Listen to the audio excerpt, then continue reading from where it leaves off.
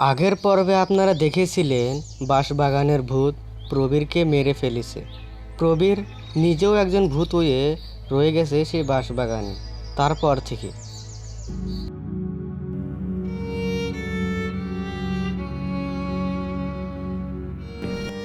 একমাত্র ছেলের মৃত্যু হওয়ায় প্রবীরের বাবা মা গভীরভাবে সুভাষচন্দ্র।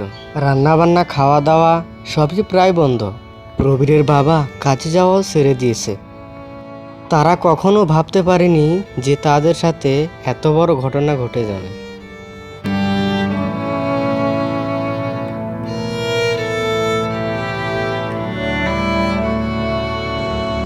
এইদিকে গ্রামের লোকজনও বেশ চিন্তার মধ্যেই আছে। যে ঘটনা প্রবীরের সাথে ঘটেছে সে ঘটনা যেন আর কারোর সাথে না ঘটে। তার জন্য কি উপায় অবলম্বন করা যায় তার জন্যই তাদের আলোচনা চলছে। আচ্ছা, আমরা যদি সবাই মিলে বাঁশবাগানে গিয়ে ওই ভূতের বাগানটা পুড়িয়ে দেই তাহলেই তো লেতা শুকে যাবে। হ্যাঁ হ্যাঁ হ্যাঁ, হা হা হা হা। বেটা ভূতও মরবে, ভূতের ঘরটাও ভাঙবে। হ্যাঁ হ্যাঁ, কেমন দিলাম বুদ্ধিতে? ধুর, কি যে বলো খুড়ো, এই বুদ্ধি নিয়ে তুমি চুল পাকিয়েছ। এইসব করলে উল্টোটা হবে। ভূত তো মরবেই না, বরং ভূত আরো বেশি রেগে যাবে। আর গাছপালা পোড়ানো একেবারে উচিত নয়। গাছ হলো আমাদের প্রাণ। গাছের তৈরি অক্সিজেনই তো আমাদের প্রাণ বাঁচিয়ে রেখেছে গো। কি জানি বাবু, ও তো শত বুঝি নে। এই গ্রামের অধিকাংশ মানুষই অশিক্ষিত। স্কুল বা ডাক্তারখানা কিছুই এই গ্রামে নেই। প্রবীরের স্বপ্ন ছিল সে পড়াশোনা করে একজন ভালো ডাক্তার হবে, এই গ্রামের মানুষের উপকার করবে সে। কিন্তু ভাগ্যের পরিহাস এরকমই যে স্বপ্ন শুরু হওয়ার আগে সব কিছু শেষ হয়ে গেল। বাঁশবাগানের ভূত শেষ করে দিল তার জীবন।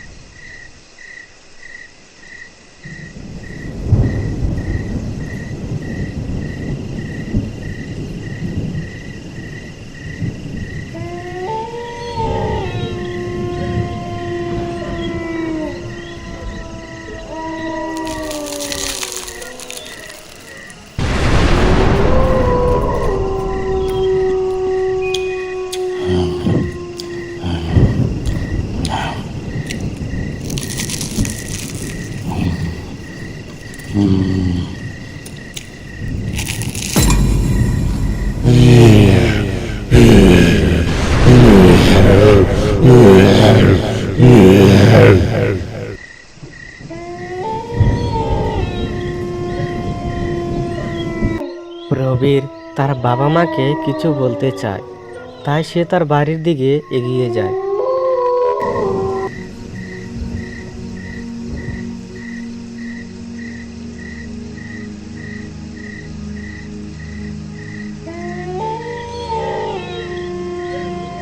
বাবা, মা, আমি এসেছি। দরজা খোলো, বাইরে এসো। আমি তোমাদের সাথে কথা বলতে চাই।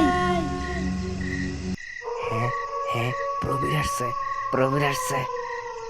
না না না, ও এখন আর আমাদের প্রবীণ নেই, ও এখন ভূত।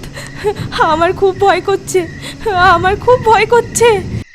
আরে, ও আমাদের ছেলে, ও আমাদের ছেলে, আমাদের ছেলে আসছে আমাদের সাথে দেখা করতে। না না না, আগে আমাদের ছেলে ছিল, এখনো একটা ভূত, ওর কাছে যাওয়া যাবে না।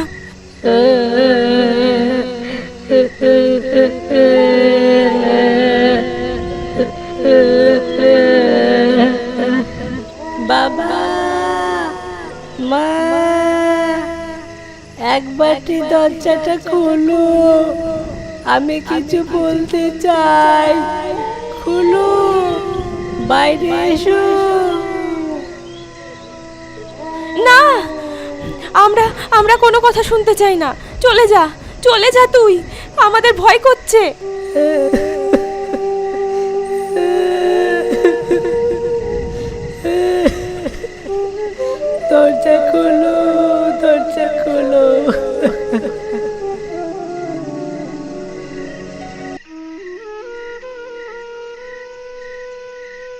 কি অদ্ভুত তাই না? দুদিন আগেও যে ছেলের জন্য মা দরজার সামনে দাঁড়িয়ে থাকতো, ছেলে কখন ঘরে ফিরবে সেই অপেক্ষায়, কিন্তু আজ সেই ছেলে দরজার সামনে এসে ডাকা সত্ত্বেও মা দরজা খুলছে না, ভয় পাচ্ছে। সেই ছেলে এখন একটি ভূত। আমাদের প্রিয় মানুষ ততক্ষণই আমাদের কাছে প্রিয় থাকে যতক্ষণ সে বেঁচে থাকে। মৃত্যুর পর আমাদের প্রিয় মানুষ হয়ে যায় অপ্রিয়। এটাই জগতের নিয়ম।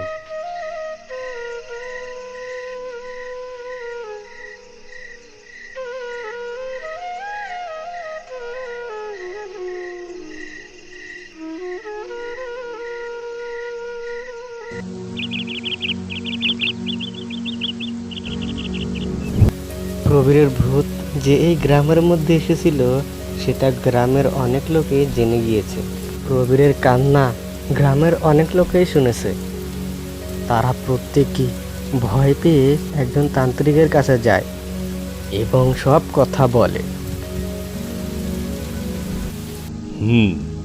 সবই তো বুঝলাম। প্রবীর একজন ভালো ছেলে ছিল, কিন্তু সে এখন একটি প্রেতাত্মা। প্রেতাত্মার মনের ইচ্ছে পূরণ না করলে যে তার মুক্তি হবে না, আর মুক্তি না হলে সে এইরকমই গ্রামের মধ্যে ঘুরে বেড়াতে থাকবে, এমনকি রেগে গিয়ে গ্রামের মানুষকে মেরেও ফেলতে পারে।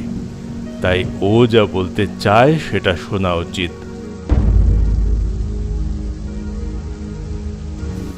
তান্ত্রিকের এই কথাটি গ্রামের লোকজনকে আরো ভয় ধরিয়ে দেয়। যদি সত্যি প্রবীরের ভূত গ্রামের মানুষকে ক্ষতি করে, প্রবীরের বাবা এবার মনে মনে সিদ্ধান্ত নেয়, যদি প্রবীরের ভূত আবার কিছু বলতে আসে, সে সাহস করে তার কথা এবার শুনবে।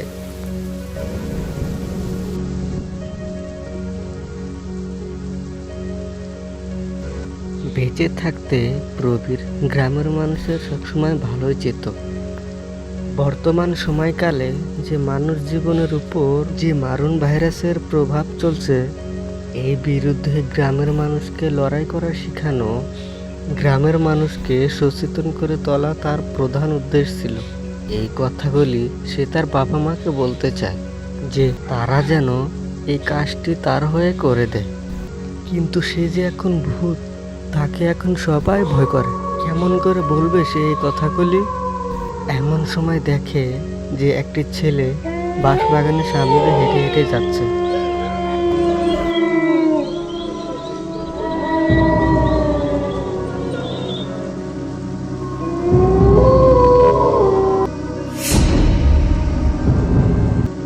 আরে ওখানে কে একটা দাঁড়িয়ে আছে না? কাছে দেখতো।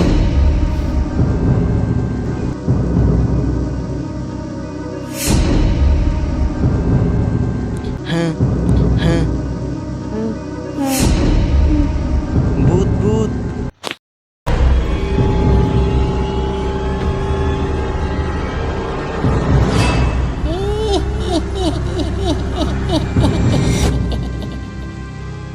এবার আমার উদ্দেশ্য সফল হবে, এবার আমার উদ্দেশ্য সফল হবে।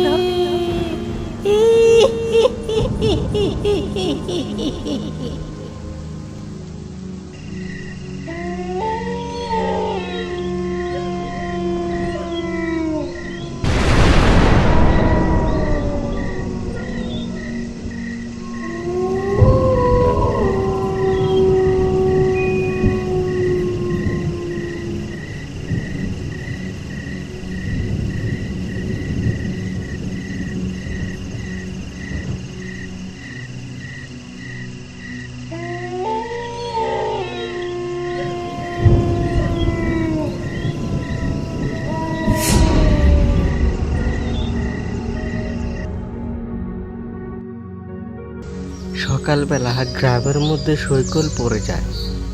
কি এই পোস্টারগুলি দেওয়ালে লাগিয়ে দিয়ে গেল? তবে কি প্রবীরের ভূত এসব কাজ করলো? সবাই ভয় পেয়ে যায় এবং পোস্টার নির্দোষগুলি সবাই মানতে শুরু করে।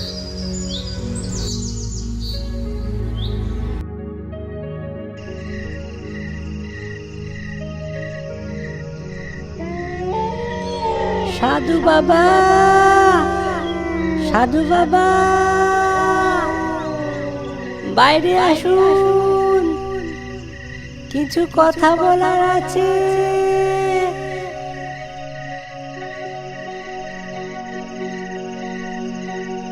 কে কে তুই?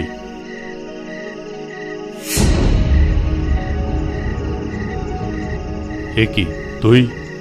আমার এখানে কি চাই? বাঁশ বাগানের ভূত আমাকে মেরে ফেলেছে। ও এই গ্রামের সবাইকে মেরে ফেলবে।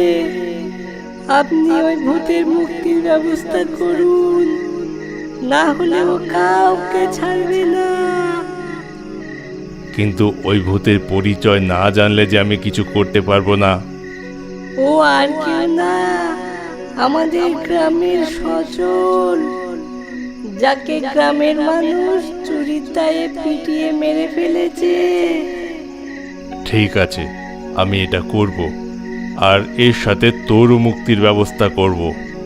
আমার জন্য কিচ্ছু করতে হবে না, যদি গ্রামের মানুষ আমার কথাগুলো মেনে চলে তাহলেই আমার মুক্তি হয়ে যাবে। ঠিক আছে, তাই হবে। তুই এখন যা।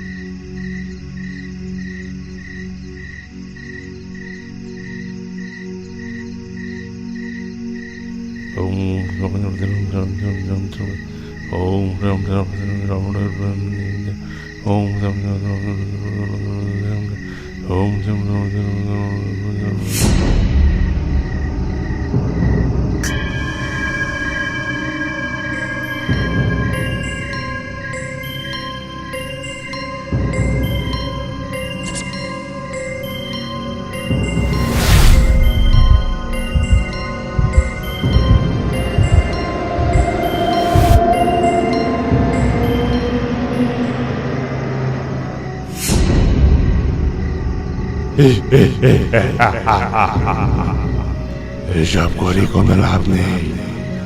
আমি এই গ্রামের কাউকে ছাড়বো না, কাউকে ছাড়বো না, আমি কাউকে ছাড়বো না। আমি সবাইকে মেরে ফেলবো, সবাইকে মেরে ফেলবো, কাউকে ছাড়বো না, কাউকে ছাড়বো না আমি। তুই কিচ্ছু করতে পারবি না, কিচ্ছু করতে পারবি না। আজই তো শেষ দিন, গ্রামের মানুষের কোনো ক্ষতি তুই করতে পারবি না।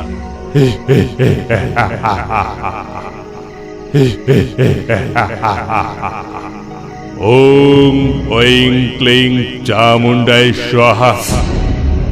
ওং ঐং ক্লিং চামুণ্ডায় স্বাহা। ওং ঐং ক্লিং চামুণ্ডায় স্বাহা।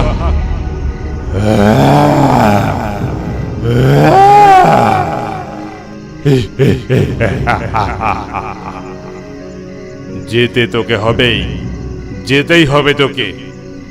ওং ঐং ক্লিং চামুণ্ডায় স্বাহা। ওং ঐং ক্লিং চামুণ্ডায় স্বাহা। ওং ঐং ক্লিং চামুণ্ডায় স্বাহা।